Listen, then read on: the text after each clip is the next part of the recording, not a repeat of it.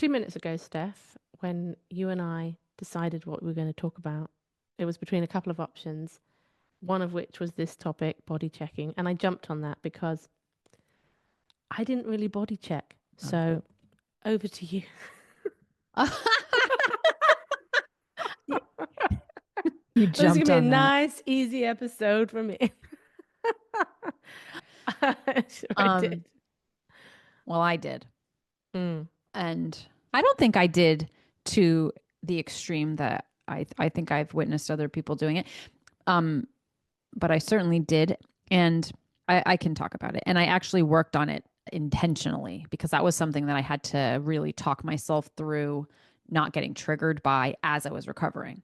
I wasn't somebody who did the like stepping on a scale 5 times a day or spending really long periods of time in front of the mirror because I was never happy with what I saw and it would often trigger me and I was afraid. I was afraid of looking at myself. I was afraid of what I would find. So I would check but not for super long. But what would happen is that I would sort of like and it's hard to talk about this to be honest because in naming somebody checking actions, it's a little bit like I don't want to give anyone ideas. I remember used to get that, I had the same thought. Yeah, yeah. But there's certain things that I would do like first thing in the morning. Before my eyes would open, I would bring my hand to like a part of my body to feel it. And then I would be thinking about the food I ate then. I mean, this is how every day used to be, the begin. And right away, it was like I could tell the micro nuances of how does this look and how does this look. And there were other things. There was a series of things that I would check. Um, and it wasn't like I checked them like, oh, okay, I'm going to check to make sure my this is like this. I think it started with just noticing my own body as we do. Like it's because we have one. And so we can feel it and see it. And then it started to become a ritual of yesterday it felt like this or it looked like this. What does it look like today? What does it feel like today? And then that took on a life of its own to become a check. But it would determine how I felt Mhm. about myself and about that day and potentially would determine how I was going to meet the day from a food perspective. Not necessarily consciously. It's not like I was like, let me check my body so that I can see what I'm eating today, but it would just influence it because it would either be like, you are getting close to the edge. Like you are not in acceptable territory or you are, so there's room. And then it would just sort of, I think it had a subconscious influence on what I saw my parameters were and permission was around food. But when I started to recover, I had to, I knew I was going to gain weight. So I knew that I was going to have those checks come in and give me information that was going to feel scary. And yet I was going to have to keep eating. And so I had to change my relationship to the trigger. And one of the ways that I did that first was, I think I've talked about this somewhere, but I remember that one check that I did in the morning in particular. I remember feeling it's different. And then I had to fork in the road instead of going to the left, which would have been danger, danger, like the alarm bells. I remember adopting a little bit of like a nonchalant. It was like a fake it till you make it, but it was this nonchalant. Okay, yep, that's what it is, and just kind of looking at it as like a fact instead of as a subjective emergency sign. So I practiced that through self talk. I practiced literally saying to myself, okay, okay, with like a period at the end. And I literally would say this to myself, like trying it on kind of. Oh, a person can just think that. And of course, my subconscious running tape would be like, here's all the things that might happen. Da, da, da, da, da. But in the front, I would be like, okay, okay, to that running tape. And it became this like toggle between self talk voices. This was the self-talk that I now identify with that was completely new at the time. And it was a new way of talking. It was a very intentional way of talking to myself. Whereas the running tape was just there. It was never created on purpose. This was like creating something on purpose to respond to it. And of course, this was all made a lot easier because I intended to do this. Like this was part of what I felt very much in my bones to be what I needed to do. So the guilt complex and the emergency complex was not, it kind of almost like understood that it was going to be disempowered a little bit. And again, that's very easy for me to say. Like, if we're not in that place, this is a goal. People, we try this and it doesn't necessarily work. And so I was coming from that place of like, there was a part of me that was very ready to do that. But that's how it started. And then that became a way that I met all the body checks and still is. So when I see a picture of myself, which is a version of a check that I have a reaction to, I have a reaction and then I say, okay. And that's how I manage it still. um, There's a simplicity in that. It's not like you're trying to interrupt a well-worn path with this 4-step, do this and then do this and then do that. It's just very, very simple because I think as well, when you're in a position where you're likely to be flooded, trying to remember what you're trying to do differently, it can feel impossible to access, to find what was that thing I was going to try and do when I felt like this, when your brain is telling you and your body's telling you that this is not safe, this is not okay. what it does is when you have a body check and you react to it, at least when I did and do, there's a happening, right? And then all of a sudden it's like something goes on and the brain starts telling you this and you got to do this and that's it's like chaotic. Okay is like the simplicity of it implies a non-emergency. It's a shift in state. So the okay is almost better for me than to come at myself with this ammunition of your body's not your worth, blah, blah, blah. Because even that can get a little energy. It's almost like fighting energy with energy. And this was a way that I neutralized the energy and just went straight to like the simplicity itself was the antidote. It was like, if it's kind of like what my mom used to do to me in a very annoying way. Can I just say, when you were talking earlier, I was like, this is making me think of her mum. I was like, shall I say it? Shall I say it? And I was like, Oh no, yeah, don't I say it. think. She might Oh, say that. absolutely. You can always say to me, Exactly what I thought. and everything has a light and a dark side. And so the way that my mother was with me on the darker side felt like dismissal. And it Yes, felt yes. like rejection. It felt like abandonment and like not being seen. But also, there's a lot of merit to the way that my mom talked down my emergency state. And that's really what she's trying to do. And honestly, now that I know her a little better, I'm like, because when you get older, I think you're like, oh, I see you as a human more and more. And I'm like, you do that to yourself. Like that's how she manages her anxiety is to dismiss it. But it does help. And then there's some cases where I actually go to my mom because I know I need to be de-emergencified and I know she'll do it. And there's some places where I need to be validated and I need you to meet me. And that's where it's tricky. And that's where I'm like, and then I get annoyed.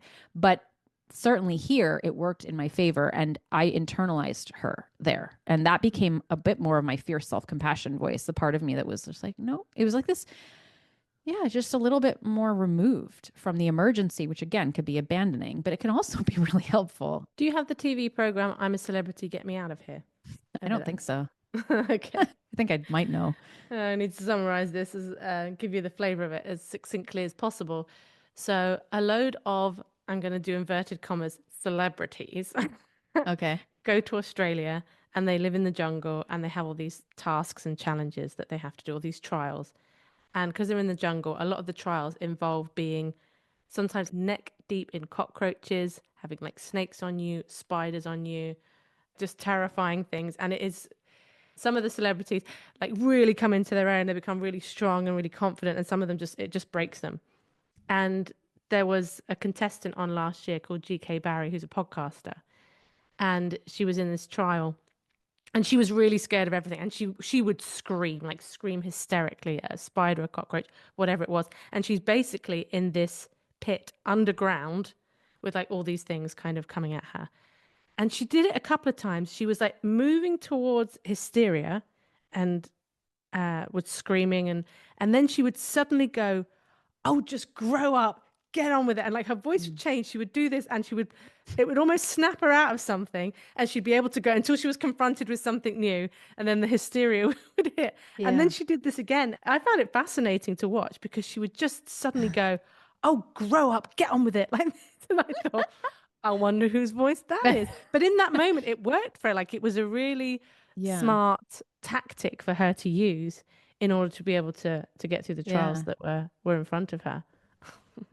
Well, I think it depends on the energy with which you say something, because it's like in that could feel shamey, and it can also feel empowering, depending. And I think that you don't find that in the words, you find it in the energy behind the words. And same with restriction in some ways, right? Like how we've talked about gentle nutrition can for some people feel like restriction, right? Like, but saying no to food is not always restriction. It just depends on the energy behind it. And I think that really does matter. I'm curious, actually. You said, easy episode, but I'm actually curious about how you don't or didn't body check. What is the psychology of someone who doesn't? You know what I Yeah. mean? Like, what if you notice, for example, that your jeans are tighter? How did you not? What is that like? I remember when the binging started and I gained weight very quickly. And so I could buy a pair of jeans and a month later I wouldn't be able to fit in them. There was something so distressing that my body was getting bigger, viscerally distressing about being in it. But I didn't focus on different parts of my body and I almost didn't focus on um it wasn't like I was looking in the mirror much. I think there was one piece of it was avoiding that because that feeling like that was too much. And I was very distressed that my body was changing. But I guess I thought checking isn't going to bring me any relief. It's only going to distress me. I Okay. can understand sometimes when people are controlling their body size Mm-hmm. and the checking is kind of a Yeah. reassurance thing. Right. The one time I can remember anything close to it was in a period right in the middle of all my eating turmoil when I did lose some weight through very unhealthy, disordered means. And I can remember when lying on my yoga mat and there was a part of my body that felt different, like a bone that felt different. And I can remember touching that and going like, oh, this is really nice. I remember having that moment and a couple of times touching that and being disappointed. But that was maybe, I don't know how many times over the space of years. Maybe I did that about 20 times or something Mm-hmm. like that. I think the one time I touched, I was like, oh, that's nice. But I wasn't fearful of losing it. I think sometimes body checking for reassurance comes from the fear that your body's going to change. Yeah.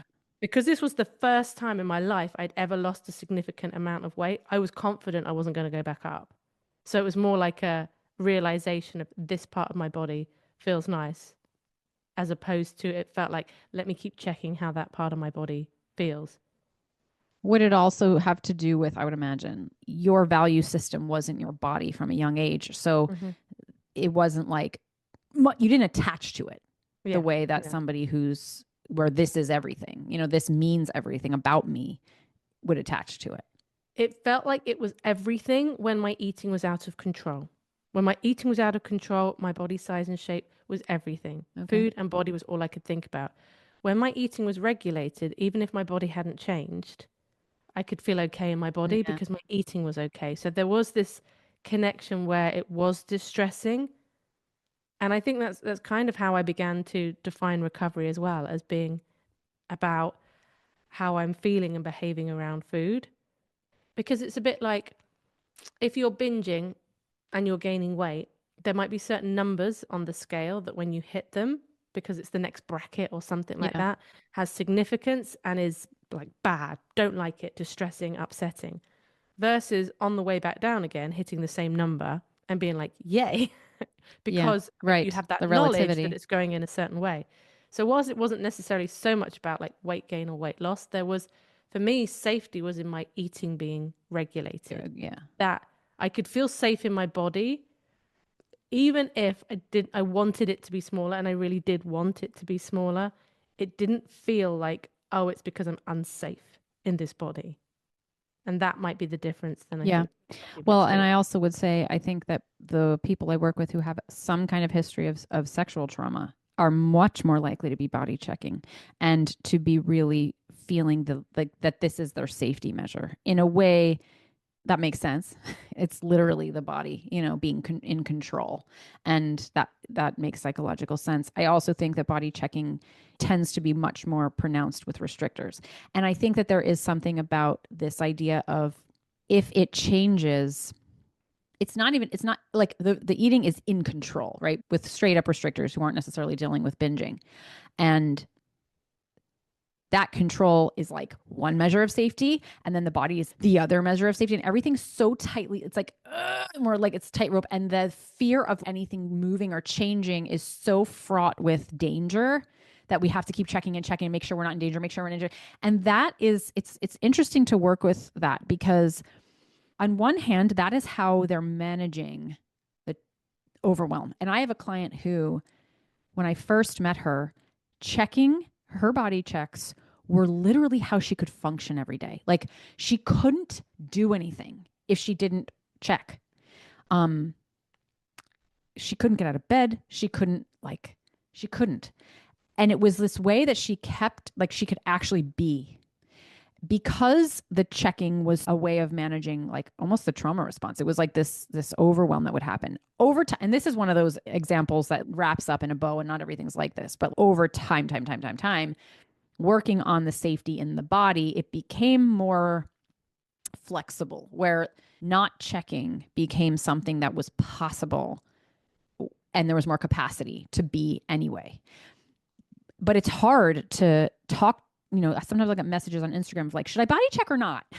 And it's like, I don't know you. Like, I can't possibly say, because sometimes what's ideal is to not body check is tolerable, and it's still hard and uncomfortable, but there's that stretch zone of what's uncomfortable and what's out of your comfort zone versus what's completely overwhelming and it's going to take you under, and you're not, you know what I mean? Like, and that's always the angle I'm looking at something through. Like, is this behavior taking you into absolute overwhelm? And then can we stretch your window of tolerance to be able to handle more, to increase the range of what's uncomfortable and how that we can hold that. But if you don't have any of that, if that window of tolerance is so narrow, which is what happens, I think, the more we're body checking, the more we're like tightening, like nothing is tolerable outside of this, then body checking is sometimes the way that like you have 2 feet on the ground to even begin to do the other work. So I'm not somebody who believes that like, in order to recover, you have to like zero body check, like this idea of no scale ever, because I think depending on where you're coming from, you've got to meet a person where they are so that they can at least be able to get to a place where they feel safe enough to start incorporating other ideas or other modes of tolerating something. But all of that said, if we're not working on the long-term, at least turning the volume dial down on body checking, we are really setting ourselves up for, it's short-term safety for long-term the opposite of that, right? Like, it's in the long term, you are being more and more compressed into this kind of fear that is just sustaining itself with every body check, and that's it's hard to reconcile, like the short term and the long term. Mm-hmm. Well, I imagine then zero body checking would have to be complete avoidance, because even looking at your body in the mirror is checking to see what does your body look like today. Yeah. As well, I wonder whether sometimes for the restrictors, or at least some of the restrictors, part of the body checking is if my body starts to change, then I need to know about it so I can try and do something about it. Whereas in the more, for me anyway, my more permitter state, I would be thinking, well, if my body's going to change, I'm not going to be able to do anything about it. Yeah. There was a bit more of this sense of kind of despair of, so I would kind of measure my body by how my eating is, because if I'm binging, then my body's more likely to be changing. And so that's for me, the measure of what's happening to my body. And I also realized, I don't know at what point I would have realized, at some point while I was in it, realized that I couldn't see my body visually in a mirror with any level of accuracy. And maybe that's why body checking is quite compelling, especially the touching, because or measuring. I absolutely had that experience where from one day to the next day, my body can look like completely different sizes that cannot have happened in that short space of time. So sometimes now as well, if I see, I don't know, an image or a photo or something of my body, and I find myself having a bit of a reaction, it's almost a little bit like my brain does a bit of a kind of like, okay, but it's also like, I don't know what everyone else is seeing. I don't know what I'm seeing. Like, I don't know, and I can't know. And that, for me, there's almost more reassurance in not knowing than thinking I have to know. And it's just a different process. For me, it's safer. I hear you. Not to know. I agree. Well, part of me does. The other, it's like there's always two. But I also think I related very strongly to the not knowing part and being like, I can't do anything about it anyway. And that feeling like the more disempowering to keep checking. Oh, but the thing that so body checking, especially with numbers or measurements, it's certainty. It's like, it's also, I think, more if you have OCD, this is going to be more compelling because it's like there's no guesswork. And to your point that can be freeing. But if you have a neurodivergence or anxiety, which is maybe a version of that, like that it's like I need to know what something is. I need certainty. I need to hold on to that. It's how I feel like the world makes sense. That's where I think we're vulnerable to this, because that not knowing, while psychologically freeing in some respects, is not freeing in terms of, I feel like when I don't know, again, I'm going to go back to, if you've had experience in your life where you were blindsided or you weren't aware of something that you needed to be aware of, or that like hurt you. I think that is kind of that feeling of like, show me the numbers. I will never be misled again, or I will never be uninformed again, or I will never be blindsided again. And that feels like again, that safety measure. No matter what it's doing to the psychology, no matter how much we're suffering for that, it just still feels like it's safer to know. How do you, so if somebody's listening and they're in this space of feeling like I check, and again, I don't think it's about never checking. You will always notice your body. It's the attachment level to the check. Where does a person go from there? If they're in a place of like, yes, I'm highly attached to my checks, therefore I check frequently, and I don't know what to do about that. It's the attachment level, just to quickly tag on that bit. I think there's also something about the compulsiveness and also using it as a measurement of how you feel. So, for example, we've done an episode on weighing ourselves before. And I don't know, you still in the same place where it's like, you don't weigh yourself, you don't know your weight, and that's what you need? Or do you know Me? your weight now? Yeah. Well, I had surgery just a few weeks ago, and for the first time, they needed to weigh me for the anesthesia, Yeah. and I was like, I don't know what I weigh, and they were like, then we need to weigh you, and I was like, okay, like I guess we're doing this, and yes, I now know my weight. Okay. Okay, I actually responded like I was shocked at like the way I was just like, okay, like just okay. Yeah. Yeah. Yeah. So, whereas for me, I do weigh myself. I probably weigh myself once every couple of months because I'm interested. Yeah. I don't feel massively attached to the number. If Mm. it did change significantly one way or another, I'm going to be curious about why that might be and whether that means something. But I'm not going to rush to like that's the worst thing or something's gone wrong or whatever it might be. That's where the attachment piece is that you said then. But I forgot what the second part of your question was because I got What caught would up you in the whole do? like, So somebody in this position, where do you go? People yeah, tuning in might be like, yes, this is an issue for me. What do I do about it? yes, yes.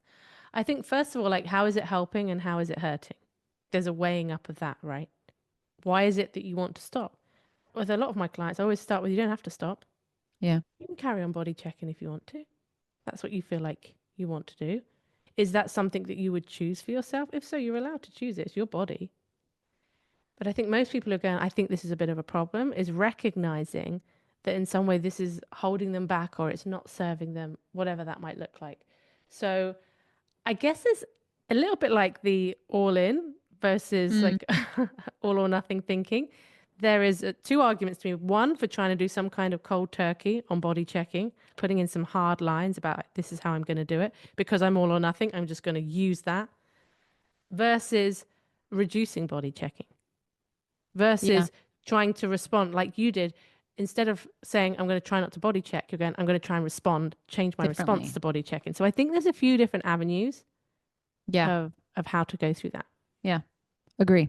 I think changing the response is a lot more realistic than it would have been to tell myself not to. Because I at some point it's like calorie counting too. It's like you can't not. It just happens. And that's also maybe something to think about because I think about some clients I've had who have very intentional ways of body check, like getting out the measuring tape or going to their bedroom every hour to look at something.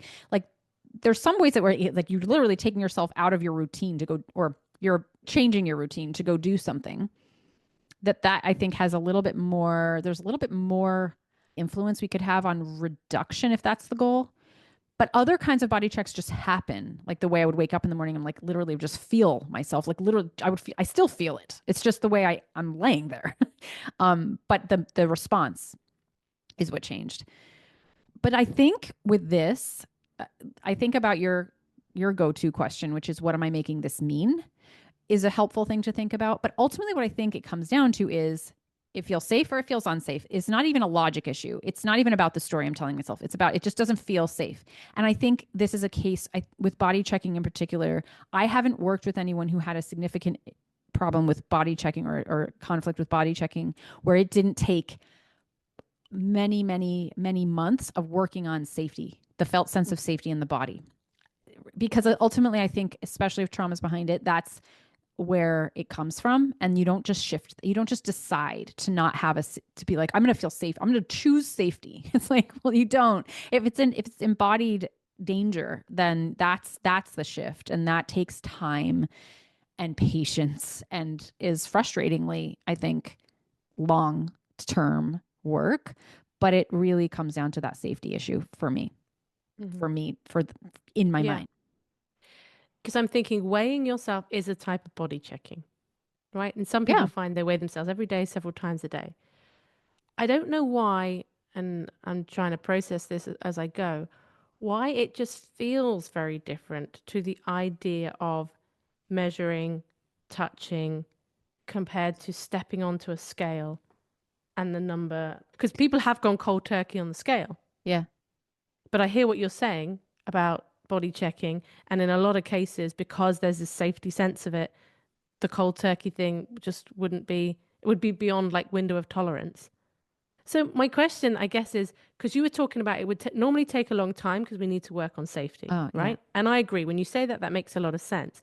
But then when I thought about when people weigh themselves, quite often there is a whole thing of let's get mad at the scale, let's smash the scale, let's say from this moment onwards, I'm no longer Okay. weighing myself. So I wonder sometimes that the relationship with the scale can be a bit Yes, different to I the do you think so. touching your body. I think because the scale is a very normalized, socialized way of checking the body that you don't, it's not necessarily a reflection of having had trauma or like, it's just, it's like a really normal thing to do that we do potentially every morning. It's just what people who don't have eating disorders do that, right? Potentially. So it can be more of the socially conditioned thing and like what it means to weigh a certain amount, et cetera. What I see is that where there is more attachment, there is deeper sense of lack of safety in the body. It is never just an issue of I just get on the scale. It's like there's body checking is going on all day in other ways that go beyond just this like I'm going to step on a scale or off a scale. It's more insidious than that. It's more complex checks than that. And I think that it reflects a more intense body checking experience than a scale, which we could learn to do by going to Weight Watchers. You know what I mean? Like that, it doesn't necessarily reflect the same level. What is the opposite of safety? Danger. Like it doesn't necessarily always reflect the same amount of danger in the body. Yeah. Yeah. There's something that feels more externalized. I mean, body checking is an external, you're objectifying, externalizing your body to some degree, but stepping on something else and that's giving you the measurement feels different to, oh, I noticed myself, this part of my body Yeah. feels this way. Like I'm connected to this feeling here and what that looks Yeah. like. That feels much more like zoomed in. Yeah. And I think you can get zoomed in with the scale. And I think the scale can look the same when it gets very obsessive. But yeah, I think it can look different as well. It's also like you can just smash a scale or get rid of a scale, but you cannot escape Yeah. the way your body, like those Yeah. Or your checks. fingers. Yeah. You can't escape your own hands. I think it's worth just, I guess, a mention on body dysmorphia. I appreciate this is not an episode about body dysmorphia, but one of the ways that body dysmorphia develops is the more we over focus on one part of our body, which sometimes happens through body checking, the more distorted it can Yeah. become in the mind. And I think this can be a classic body checking thing where I think there are some people who are nudging towards body dysmorphia because, like everything, it's going to be a scale with how they might feel about their stomach or their legs or their arms or some part of their body. And it's like the more when you look in a mirror and you keep zooming into the same bit and you zoom into the same bit, the brain makes it bigger because it's more important and it does this weird like Yeah. visual distortion thing. Yes. I think that's a really important concept. The in the body checking, you're potentially reinforcing potential dysmorphia because the zoom in. And also I don't have I want to read a book on this because I want to be able to speak to it more intelligently. But there is something that happens in the brain that is not, it's subjective and there is a distortion that occurs that I think we're not giving enough credit to, because we're so, what the distortion is actually presenting to us as reality. You know what I mean? And it looks, it's not like you're seeing something completely different that you'd be like, oh, that's clearly dysmorphic. That's clearly, a distortion. It's subtle. But it's the way it's being communicated back to your brain. There is something going on behind the scenes more than just the visual input. It's the interpretation of the visual input that is a different part of the brain at work. And there's stories in that filter. And there's also that idea of zooming in. It's part of the way we've talked too about depression. And this tendency to, the more we're coming closer to ourselves, you're losing perspective. You're losing something. And that is also true. I think when I think too hard about sad things, I also do that. I'm not seeing something that's not there technically, but it's completely out of perspective and out of relationship. And you can't take something out of context that way and like it's going to change the way the brain is perceiving it. So again, this idea of like knowing what we're doing to ourselves in doing this. And I don't think it really cuts through. I think I've presented this to clients before and it makes logical sense. And of course, somebody can be like, oh, yeah, like I can see that I'm doing that, but it doesn't necessarily change it. Mm-hmm. And again, you have to feel safe enough to take that information and to practice that over time, to really to understand like, oh, yeah, I can see what I'm doing over and over and over. I can see how zoomed in I am. I can't bring myself to unzoom, but I know that I am. And that creates a mindfulness like over time that then does become an orientation of safety to like, what if I, zoom out a little bit, and then that takes time. And I think that's why it's a very staged process. But yes, like even just knowing that we're doing that, I think can be at least for me, I still find that helpful I'm really too zoomed in on something or on myself right now. I do that watching this podcast sometimes. I talked about this in a reel I put up. Sometimes when I edit the podcast, I'm like over focused on, one time it happened with my haircut and I was looking at myself and I was like, I can't stand the way I look because of this haircut. And then months later, I looked at it and I was like, what? Like, I remember judging this so much. And then had to zoom out later. I wasn't so focused on it. And I just saw myself as a whole. And I was like, I don't even see it anymore. I know I did, but I don't see it really anymore. And that's because I had the perspective again later. And that's helpful for me to remember things like that, because I'm like, okay, the story that I'm feeling is true. The danger I'm feeling is true right now. I know might not be. Like it might be just my perspective. But that I think is the pivoting point, like the real shift, I think, for people is that capacity to doubt a feeling, because our feelings, they're so compelling. When you're looking at something and you're feeling like disgust, for example, you're feeling disgust and you're looking, like everything in you is telling you this story of yourself, and it feels so true. Yeah. So being able to tolerate that dissonance, I think, is part of what opens up possibility. To be able to doubt old feelings opens up the possibility for new. But it's crucial. It's a crucial thing to develop the capacity to do. It's a flexibility. And I think that when I have a client actually who, this is not about the body, but she's in a relationship and she's been in this relationship for 2.5 years, and he cheats on her. And every time he does, it is exactly the same way. It's like the same things happen. And she knows this because it's been 2.5 years of the same thing all the time.